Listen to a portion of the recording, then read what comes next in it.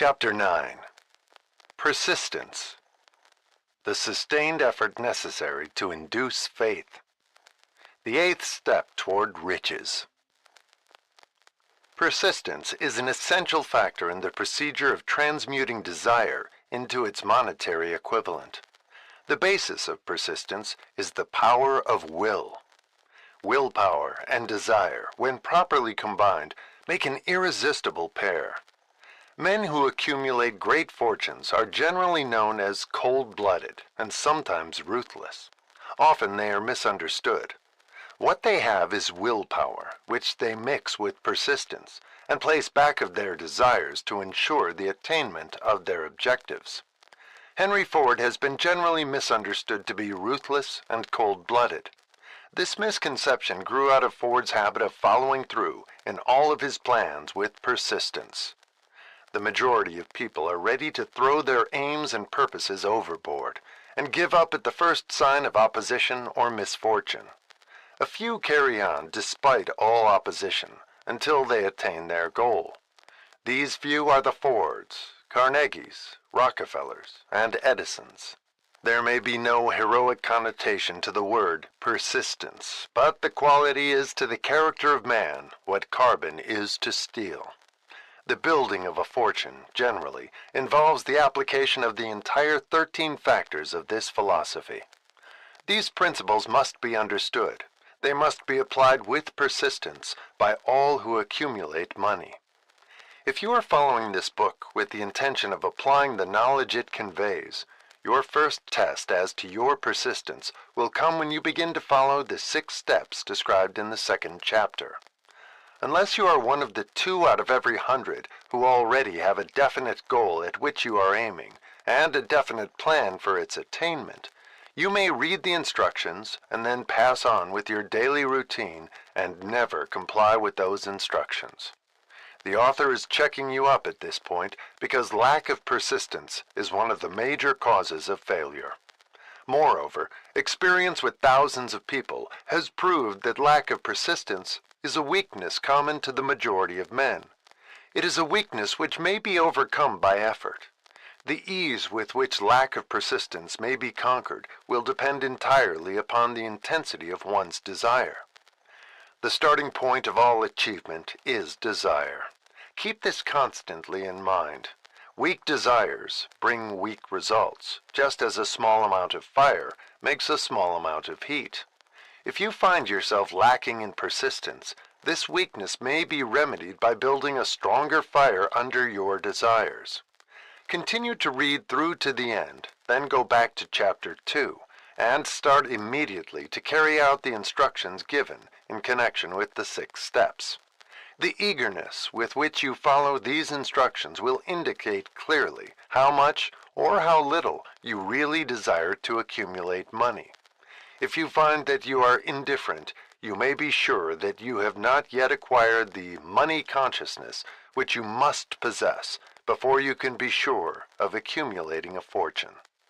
Fortunes gravitate to men whose minds have been prepared to attract them, just as surely as water gravitates to the ocean. In this book may be found all the stimuli necessary to attune any normal mind to the vibrations which will attract the object of one's desires. If you find you are weak in persistence, center your attention upon the instructions contained in the chapter on power. Surround yourself with a mastermind group, and through the cooperative efforts of the members of this group, you can develop persistence. You will find additional instructions for the development of persistence in the chapters on autosuggestion and the subconscious mind. Follow the instructions outlined in these chapters until your habit nature hands over to your subconscious mind a clear picture of the object of your desire. From that point on, you will not be handicapped by lack of persistence. Your subconscious mind works continuously while you are awake and while you are asleep. Spasmodic or occasional effort to apply the rules will be of no value to you. To get results, you must apply all of the rules until their application becomes a fixed habit with you. In no other way can you develop the necessary money consciousness. Poverty is attracted to the one whose mind is favorable to it, as money is attracted to him whose mind has been deliberately prepared to attract it, and through the same laws. Poverty consciousness will voluntarily seize the mind which is not occupied with the money consciousness. A poverty consciousness develops without conscious application of habits favorable to it. The money consciousness must be created to order, unless one is born with such a consciousness. Catch the full significance of the statements in the preceding paragraph, and you will understand the importance of persistence in the accumulation of a fortune. Without persistence, you will be defeated, even before you start. With persistence, you will win. If you have ever experienced a nightmare, you will realize the value of persistence. You are lying in bed, half awake, with a feeling that you are about to smother. You are unable to turn over or to move a muscle. You realize that you must begin to regain control over your muscles. Through persistent effort of willpower, you finally manage to move the fingers of one hand. By continuing to move your fingers, you extend your control to the muscles of one arm until you can lift it. Then you gain control of the other arm in the same manner. You finally gain control over the muscles of one leg and then extend it to the other leg. Then, with one supreme effort of will, you regain complete control over your muscular system and snap out of your nightmare. The trick has been turned step by step. You may find it necessary to snap out of your mental inertia through a similar procedure, moving slowly at first, then increasing your speed until you gain complete control over your will. Be persistent, no matter how slowly you may at first have to move. With persistence will come success. If you select your mastermind group with care, you will have in it at least one person who will aid you in the development of persistence. Some men who have accumulated great fortunes did so because of necessity. They developed the habit of persistence because they were so closely driven by circumstances that they had to become persistent. There is no substitute for persistence. It cannot be supplanted by any other quality. Remember this, and it will hearten you in the beginning when the going may seem difficult and slow. Those who have cultivated the habit of persistence seem to enjoy insurance against failure.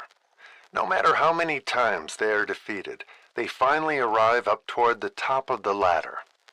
Sometimes it appears that there is a hidden guide whose duty is to test men through all sorts of discouraging experiences.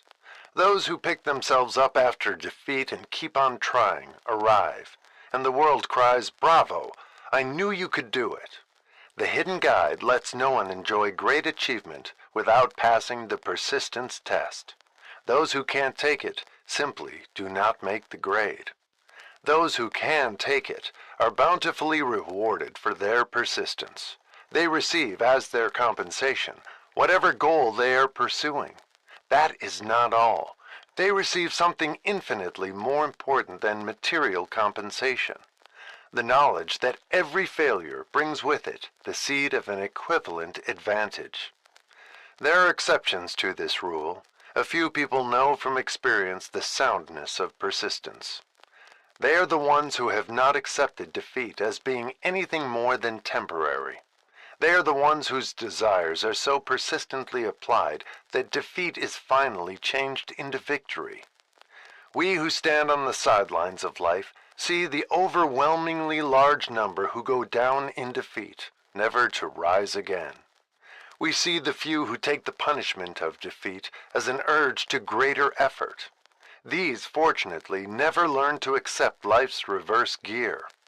But what we do not see, what most of us never suspect of existing, is the silent but irresistible power which comes to the rescue of those who fight on in the face of discouragement. If we speak of this power at all, we call it persistence, and let it go at that. One thing we all know, if one does not possess persistence, one does not achieve noteworthy success in any calling. As these lines are being written, I look up from my work and see before me, less than a block away, the great mysterious Broadway, the graveyard of dead hopes, and the front porch of opportunity. From all over the world, people have come to Broadway, seeking fame, fortune, power, love, or whatever it is that human beings call success. Once in a great while, someone steps out from the long procession of seekers, and the world hears that another person has mastered Broadway. But Broadway is not easily nor quickly conquered. She acknowledges talent, recognizes genius, pays off in money, only after one has refused to quit. Then we know he has discovered the secret of how to conquer Broadway. The secret is always inseparably attached to one word: persistence. The secret is told in the struggle of Fannie Hurst, whose persistence conquered the Great White Way. She came to New York in 1915 to convert writing into riches. The conversion did not come quickly, but it came. For 4 years, Miss Hurst learned about the sidewalks of New York from first-hand experience. She spent her days laboring and her nights hoping. When hope grew dim, she did not say, "All right, Broadway, you win." She said, "Very well, Broadway, you may whip some, but not me. I'm going to force you to give up." One publisher, the Saturday Evening Post, sent her 36 rejection slips before she broke the ice and got a story across. The average writer, like the average in other walks of life, would have given up the job when the first rejection slip came. She pounded the pavements for 4 years to the tune of the publisher's no, because she was determined to win. Then came the payoff. The spell had been broken. The unseen guide had tested Fannie Hurst, and she could take it. From that time on, publishers had a beaten path to her door. Money came so fast she hardly had time to count it. Then the moving picture men discovered her, and money came not in small change, but in floods. The moving picture rights to her latest novel, Great Laughter, brought $100,000, said to be the highest price ever paid for a story before publication. Her royalties from the sale of the book probably will run much more. Briefly, you have a description of what persistence is capable of achieving. Fannie Hurst is no exception. Wherever men and women accumulate great riches, you may be sure they first acquired persistence. Broadway will give any beggar a cup of coffee and a sandwich, but it demands persistence of those who go after the big stakes. Kate Smith will say amen when she reads this. For years she sang, without money and without price, before any microphone she could reach. Broadway said to her, "Come and get it, if you can take it." She did take it, until one happy day Broadway got tired and said, "Oh, what's the use? You don't know when you're whipped, so name your price and go to work in earnest." Miss Smith named her price. It was plenty, way up in figures so high that 1 week's salary is far more than most people make in a whole year.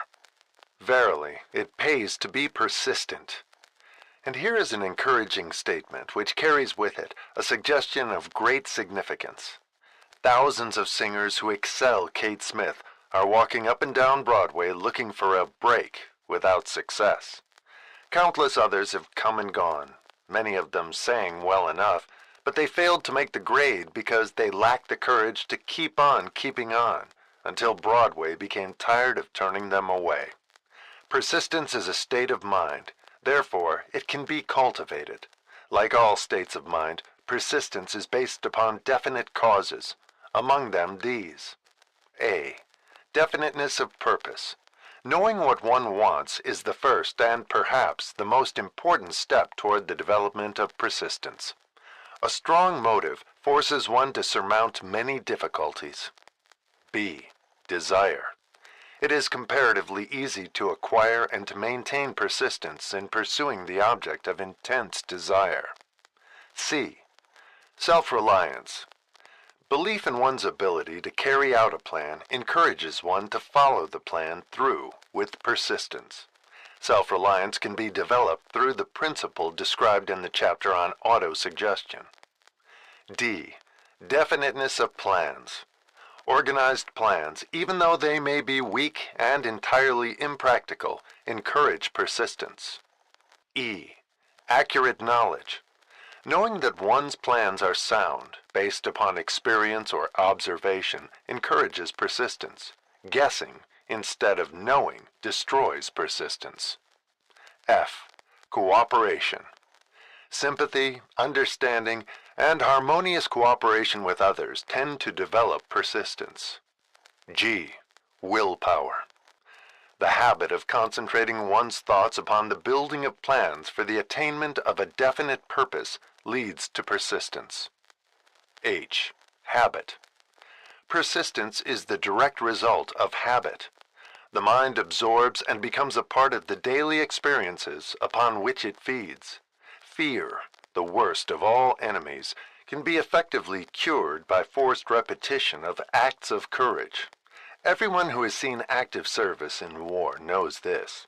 Before leaving the subject of persistence, take inventory of yourself and determine in what particular, if any, you are lacking in this essential quality. Measure yourself courageously, point by point, and see how many of the 8 factors of persistence you lack. The analysis may lead to discoveries that will give you a new grip on yourself. Symptoms of lack of persistence. Here you will find the real enemies which stand between you and noteworthy achievement. Here you will find not only the symptoms indicating weakness of persistence, but also the deeply seated subconscious causes of this weakness. Study the list carefully and face yourself squarely if you really wish to know who you are and what you are capable of doing. These are the weaknesses which must be mastered by all who accumulate riches. Number 1.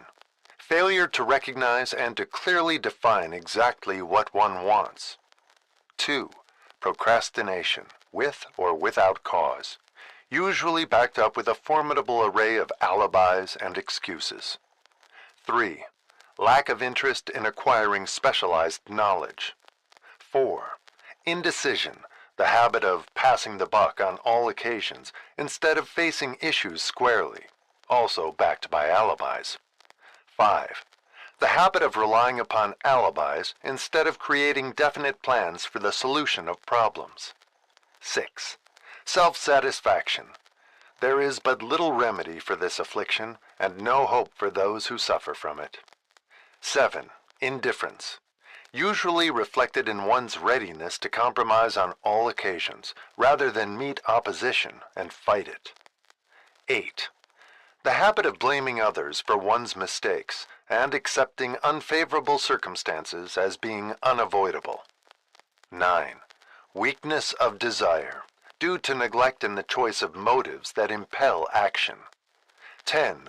Willingness, even eagerness, to quit at the first sign of defeat, based upon one or more of the 6 basic fears. 11. Lack of organized plans, placed in writing where they may be analyzed. 12.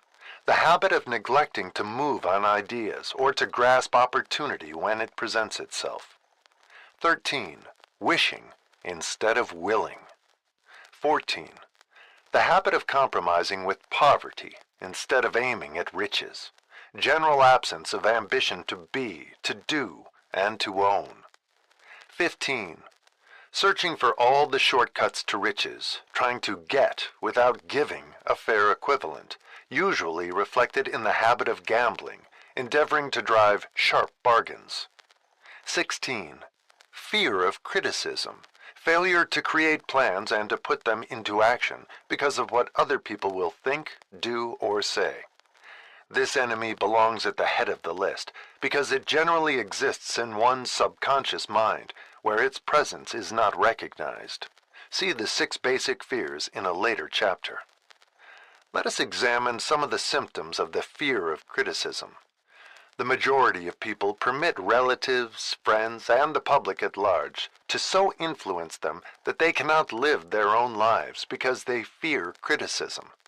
Huge numbers of people make mistakes in marriage, stand by the bargain, and go through life miserable and unhappy because they fear criticism which may follow if they correct the mistake. Anyone who has submitted to this form of fear knows the irreparable damage it does by destroying ambition, self-reliance, and the desire to achieve. Millions of people neglect to acquire belated educations after having left school because they fear criticism. Countless numbers of men and women, both young and old, permit relatives to wreck their lives in the name of duty because they fear criticism. Duty does not require any person to submit to the destruction of his personal ambitions and the right to live his own life in his own way. People refuse to take chances in business because they fear the criticism which may follow if they fail. The fear of criticism, in such cases, is stronger than the desire for success. Too many people refuse to set high goals for themselves, or even neglect selecting a career because they fear the criticism of relatives and friends who may say, "Don't aim so high, people will think you are crazy." When Andrew Carnegie suggested that I devote 20 years to the organization of a philosophy of individual achievement, my first impulse of thought was fear of what people might say. The suggestion set up a goal for me, far out of proportion to any I had ever conceived. As quick as a flash, my mind began to create alibis and excuses, all of them traceable to the inherent fear of criticism. Something inside of me said, "You can't do it. The job is too big and requires too much time. What will your relatives think of you? How will you earn a living? No one has ever organized a philosophy of success. What right have you to believe you can do it? Who are you anyway, to aim so high? Remember your humble birth. What do you know about philosophy? People will think you are crazy." And they did. Why hasn't some other person done this before now? These and many other questions flashed into my mind and demanded attention. It seemed as if the whole world had suddenly turned its attention to me with the purpose of ridiculing me into giving up all desire to carry out Mr. Carnegie's suggestion. I had a fine opportunity, then and there, to kill off ambition before it gained control of me. Later in life, after having analyzed thousands of people, I discovered that most ideas are stillborn and need the breath of life injected into them through definite plans of immediate action. The time to nurse an idea is at the time of its birth. Every minute it lives gives it a better chance of surviving. The fear of criticism is at the bottom of the destruction of most ideas which never reach the planning and action stage. Many people believe that material success is the result of favorable breaks. There is an element of ground for the belief, but those depending entirely upon luck are nearly always disappointed, because they overlook another important factor which must be present before one can be sure of success. It is the knowledge with which favorable breaks can be made to order. During the Depression, W.C. Fields, the comedian, lost all his money and found himself without income, without a job, and his means of earning a living, vaudeville, no longer existed. Moreover, he was past 60, when many men consider themselves old. He was so eager to stage a comeback that he offered to work without pay in a new field, movies. In addition to his other troubles, he fell and injured his neck. To many that would have been the place to give up and quit. But Fields was persistent. He knew that if he carried on, he would get the breaks sooner or later, and he did get them, but not by chance. Marie Dressler found herself down and out, with her money gone, with no job, when she was about 60. She too went after the breaks, and got them. Her persistence brought an astounding triumph late in life, long beyond the age when most men and women are done with ambition to achieve. Eddie Cantor lost his money in the 1929 stock crash, but he still had his persistence and his courage. With these, plus 2 prominent eyes, he exploited himself back into an income of $10,000 a week. Verily, if one has persistence, one can get along very well without many other qualities. The only break anyone can afford to rely upon is a self-made break. These come through the application of persistence. The starting point is definiteness of purpose. Examine the first 100 people you meet. Ask them what they want most in life, and 98 of them will not be able to tell you. If you press them for an answer, some will say security, many will say money, a few will say happiness, others will say fame and power, and still others will say social recognition, ease in living, ability to sing, dance, or write, but none of them will be able to define these terms or give the slightest indication of a plan by which they hope to attain these vaguely expressed wishes. Riches do not respond to wishes. They respond only to definite plans, backed by definite desires, through constant persistence. How to develop persistence. There are 4 simple steps which lead to the habit of persistence. They call for no great amount of intelligence, no particular amount of education, and but little time or effort. The necessary steps are: 1. A definite purpose backed by burning desire for its fulfillment. 2. A definite plan expressed in continuous action. 3. A mind closed tightly against all negative and discouraging influences, including negative suggestions of relatives, friends, and acquaintances. 4. A friendly alliance with one or more persons who will encourage one to follow through with both plan and purpose. These 4 steps are essential for success in all walks of life. The entire purpose of the 13 principles of this philosophy is to enable one to take these 4 steps as a matter of habit. These are the steps by which one may control one's economic destiny. They are the steps that lead to freedom and independence of thought. They are the steps that lead to riches in small or great quantities. They lead the way to power, fame, and worldly recognition. They are the 4 steps which guarantee favorable breaks. They are the steps that convert dreams into physical realities. They lead also to the mastery of fear, discouragement, indifference. There is a magnificent reward for all who learn to take these 4 steps. It is the privilege of writing one's own ticket and of making life yield whatever price is asked. I have no way of knowing the facts, but I venture to conjecture that Mrs. Wallace Simpson's great love for a man was not accidental, nor the result of favorable breaks alone. There was a burning desire and careful searching at every step of the way. Her first duty was to love. What is the greatest thing on earth? The Master called it love, not man-made rules, criticism, bitterness, slander, or political marriages, but love. She knew what she wanted, not after she met the Prince of Wales, but long before that.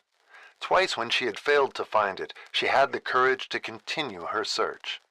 To thine own self be true, and it must follow, as the night the day, thou canst not then be false to any man.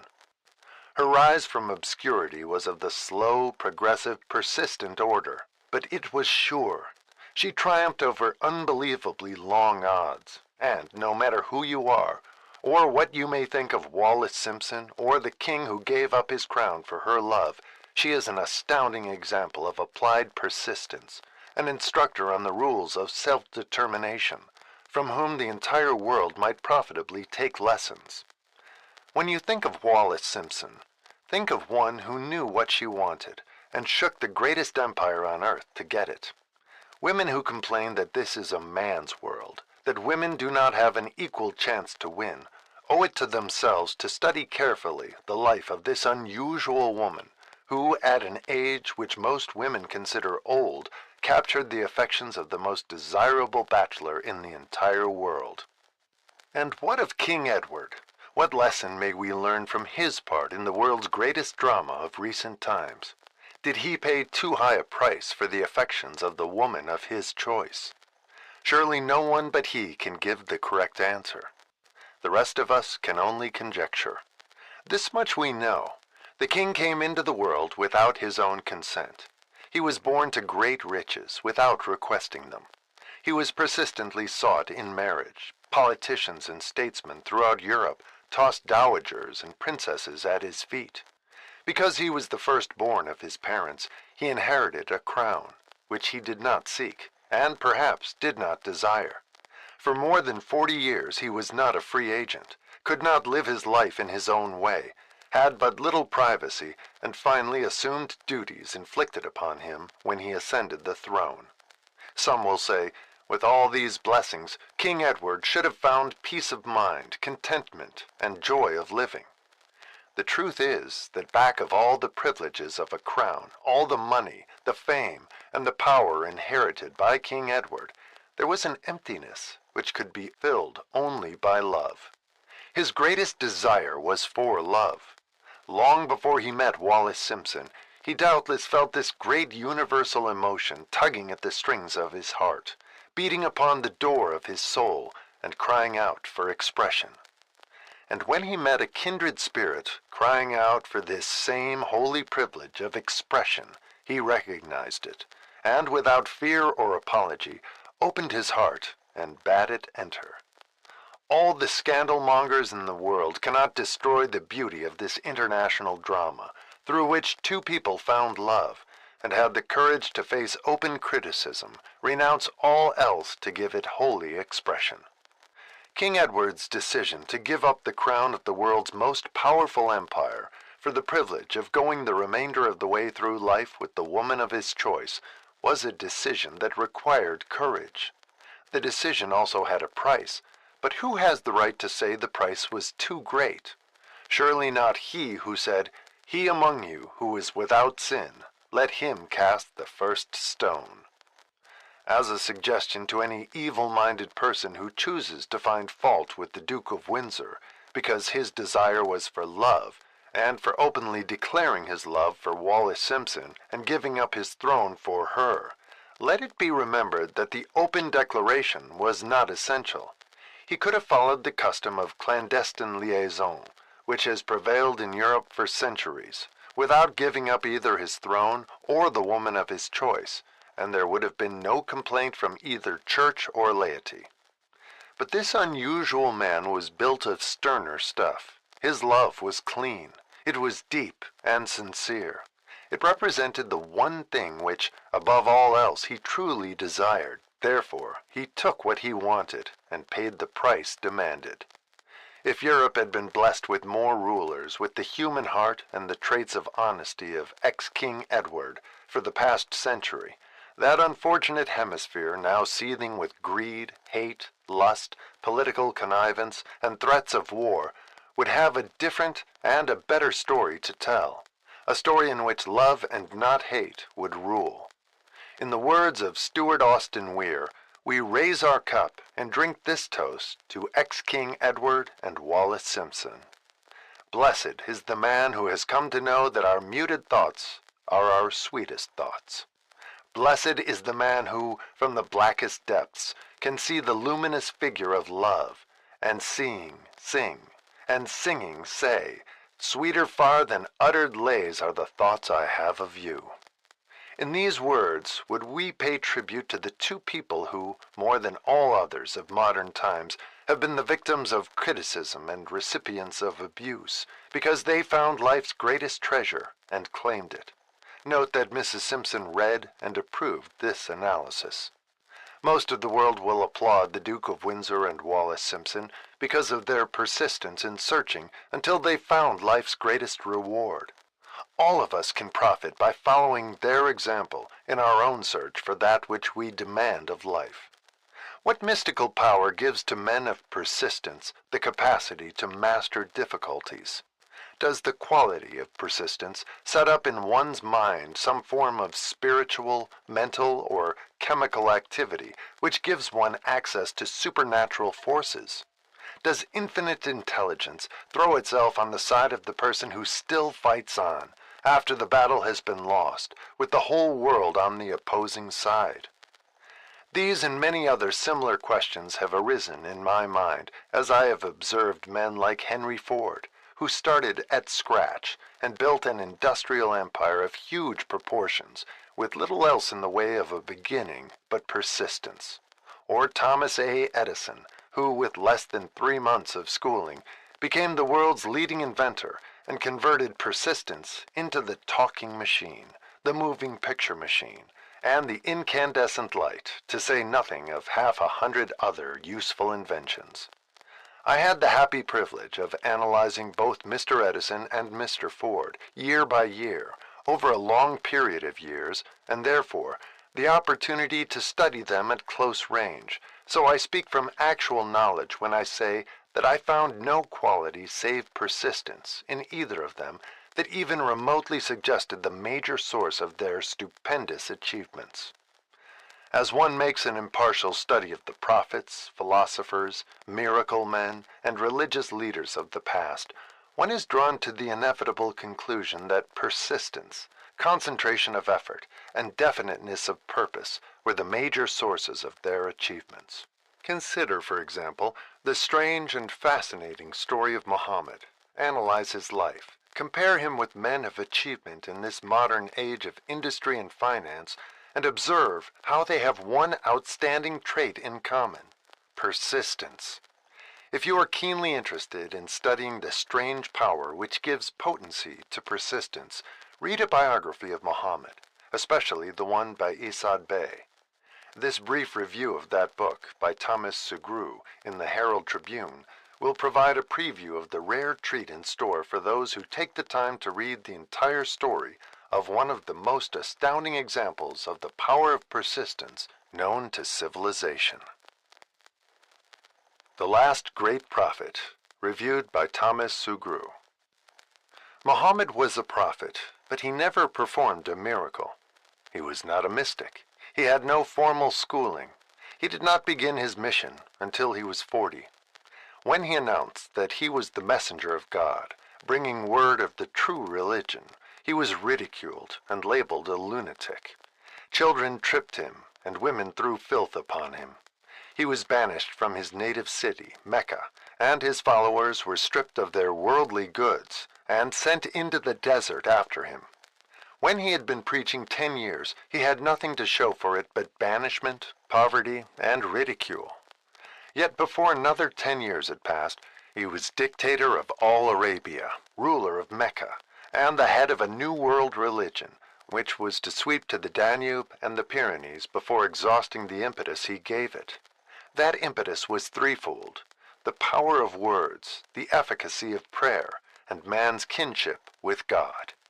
His career never made sense. Muhammad was born to impoverished members of a leading family of Mecca. Because Mecca, the crossroads of the world, home of the magic stone called the Kaaba, great city of trade and the center of trade routes, was unsanitary, its children were sent to be raised in the desert by Bedouins. Muhammad was thus nurtured, drawing strength and health from the milk of nomad, vicarious mothers. He tended sheep and soon hired out to a rich widow as leader of her caravans. He traveled to all parts of the Eastern world, talked with many men of diverse beliefs, and observed the decline of Christianity into warring sects. When he was 28, Khadijah, the widow, looked upon him with favor and married him. Her father would have objected to such a marriage, so she got him drunk and held him up while he gave the paternal blessing. For the next 12 years, Muhammad lived as a rich and respected and very shrewd trader.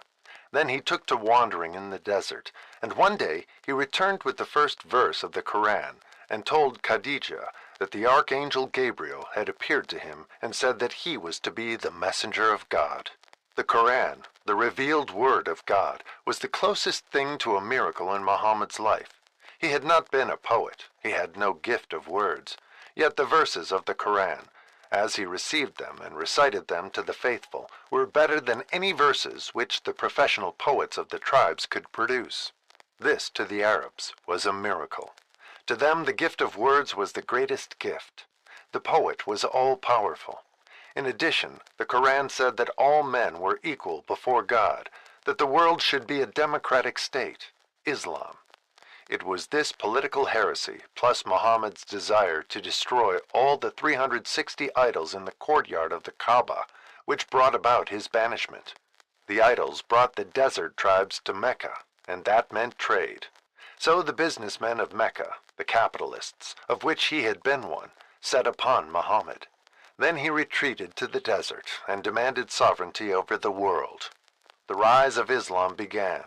Out of the desert came a flame which would not be extinguished, a democratic army fighting as a unit and prepared to die without wincing. Muhammad had invited the Jews and Christians to join him, for he was not building a new religion. He was calling all who believed in one God to join in a single faith. If the Jews and Christians had accepted his invitation, Islam would have conquered the world. They didn't. They would not even accept Muhammad's innovation of humane warfare. When the armies of the Prophet entered Jerusalem, not a single person was killed because of his faith. When the Crusaders entered the city centuries later, not a Muslim man, woman, or child was spared.